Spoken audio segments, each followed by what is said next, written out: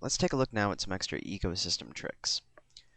What I want to do is create an ecosystem underwater that's actually protruding out of the water. And pretty much what that is going to be reeds. Where I'm going to use that plant object. So what I'm going to do first is I'm just going to use a standard terrain. So I'll go just a little bit faster. But what I want to do is just kind of shape something out really quick. And I'm going to use the dig function and just kind of dig out the center of this terrain so that we can have somewhat of a little water basin in the inside. And actually, I'll just go ahead and raise that back up, and we get that little sort of bubble effect in there. But it should be sufficient for this. So go ahead, and I'll just click OK. And now I want to add in our water and set that up so it's covering up pretty much that center section there. And I'm not really too worried about materials here. I'm just going to be focusing on that ecosystem. But one thing I want to do now is create just an ecosystem of reeds within this area. But how do we do that? We're going to need a cutoff, and there's going to need to be a simpler way than actually going into the function editor and setting it up based on altitude, because that can take a while of playing around with the different settings. There's a much easier way. And what I'm going to take a look at now is exactly where the water's hitting. And what I want to do is take our terrain. I'm going to copy and paste it. And then I'm going to open it up back in the terrain editor. And I'm going to crop the top.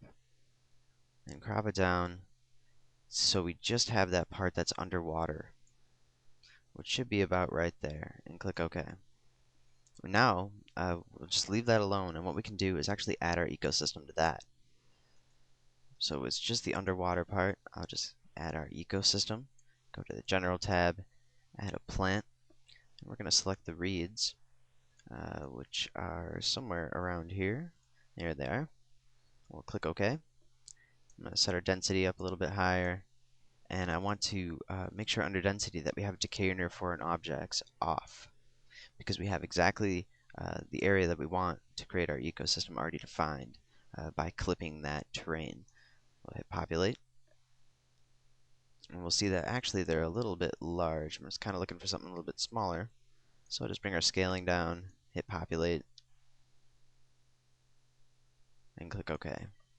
And now we have all of these reeds being populated underwater.